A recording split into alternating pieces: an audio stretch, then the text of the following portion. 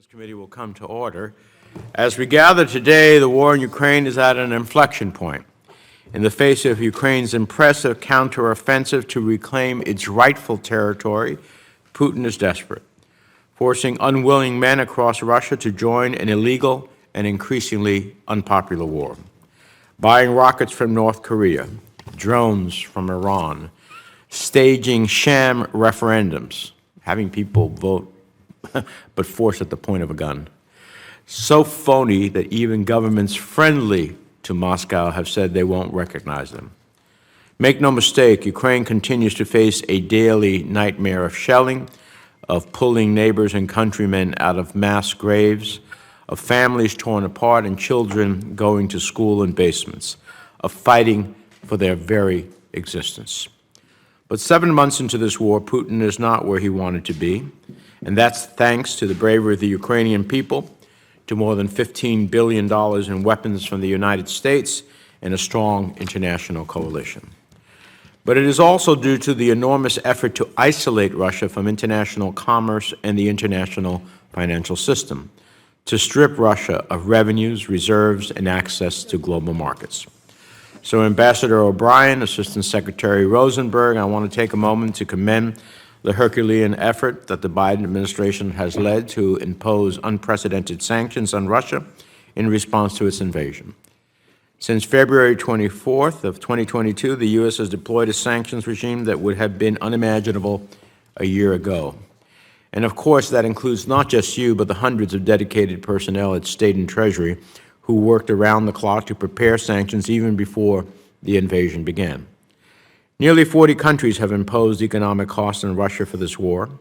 The democratic world has effectively decoupled from Russia, a massive economic and logistical achievement in the age of global commerce.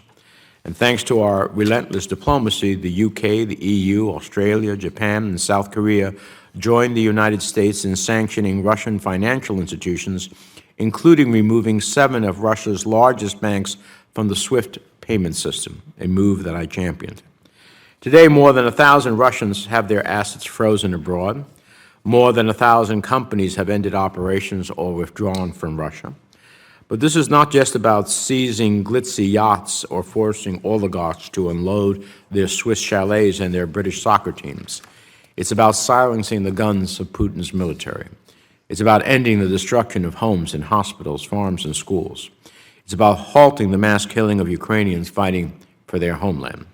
It's about ensuring that the dream of an independent, free, thriving Ukraine remains alive. So just as we must keep up our support of arms and weapons, so too must we keep up the pressure of economic sanctions. Today I'd like to focus on what comes next and also highlight 5 areas that I think we need to focus on in order to keep the pressure up. First, are our sanctions having the desired effect? We impose sanctions not to punish, but to constrain and ultimately change behavior. Have the sanctions changed Putin's calculus at all? And if not now, perhaps in the coming months. I'd like to hear a clear assessment on how current and planned measures will further strain the Russian system in the coming months and how that might change Kremlin behavior. Then energy.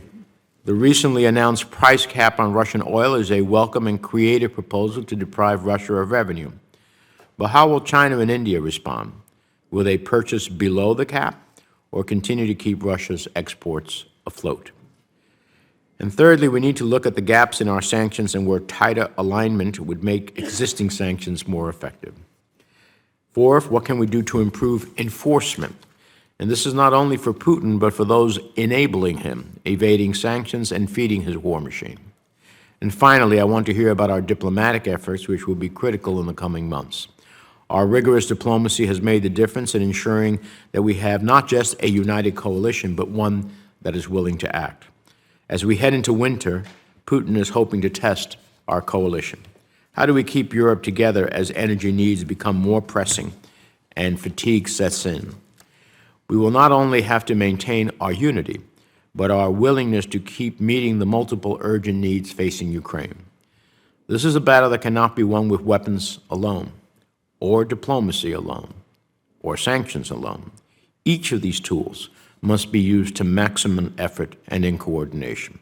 I look forward to hearing from you today how we continue to make this war as costly for Russia that we are seeking to achieve in the coming months, and how we continue to keep the pressure on Putin so that we can give the Ukrainians the best chance to fight for their lives, their livelihood, and their country. With that, let me turn to the ranking member for his comments. Well, thank